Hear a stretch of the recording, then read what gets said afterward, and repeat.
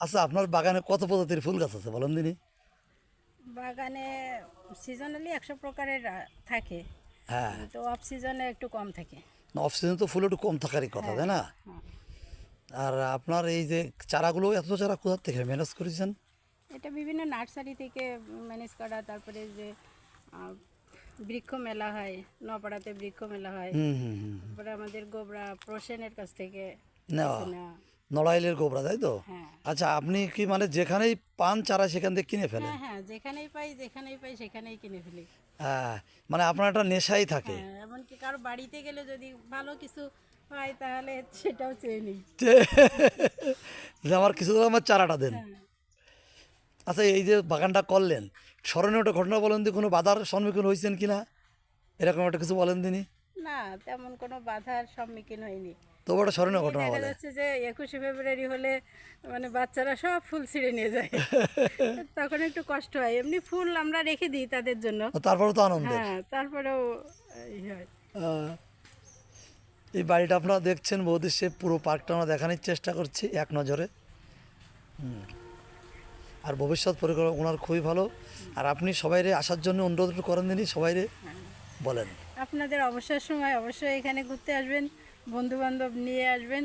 হ্যাঁ, ধন্যবাদ। বাড়ির ফ্যামিলি আমি সহ। ঠিকানাটা বলে দিচ্ছি, এটা নড়াইল নামবেন, নড়াইল নামে চলে আসবেন গোবরার পাশেই নলদিচ্চর গ্রাম। সেই নলদিচ্চরেই সেই আমার বৌদির নামে কুঞ্জ, সেখানে চলে আসবেন। আর সেই বিখ্যাত গান বিজয় সরকারের, তোমরা কুঞ্জ সাজাও গো, আজ আমার ভুলে গেলাম মনটা, আজ আমার প্রিয় আসিতে পারে। এই যে আমার ক্যামেরাম্যানও দাঁড়ায় আছেন, আমি নিজেই ক্যামেরা চালাচ্ছি। এইগুলো ধরে যায়। করোনায় আমরা অনেক কিছু হারিয়েছি, কিন্তু এই দম্পতি অনেক কিছু পেয়েছে। এই দেখেন, এই যে করোনাকালীন সময় দাদা বৌদি দুজন মিলে কিন্তু এইগুলো তৈরি করেছে ফুল টাইমটা। এই আপনারা দেখছেন সেই ঈগলটা, আরও দেখাবো আপনাদের। এই যে এটা ময়না পাখি। ময়না পাখি, বুঝতে পারছি। না, আপনাদের চিন্তির সমস্যা আছে না পাখি?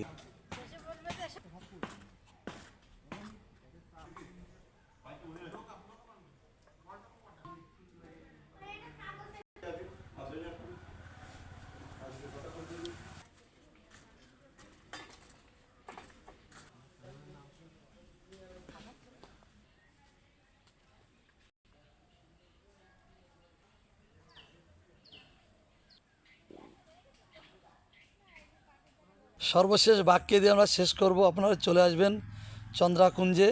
আমার প্রিয় বৌদি খুব দরদ দিয়ে, খুব ভালোবাসা দিয়ে দাদা বৌদি মিলে সুন্দর একটা পার্ক করেছে। আপনারা আসবেন, ভালো লাগবে।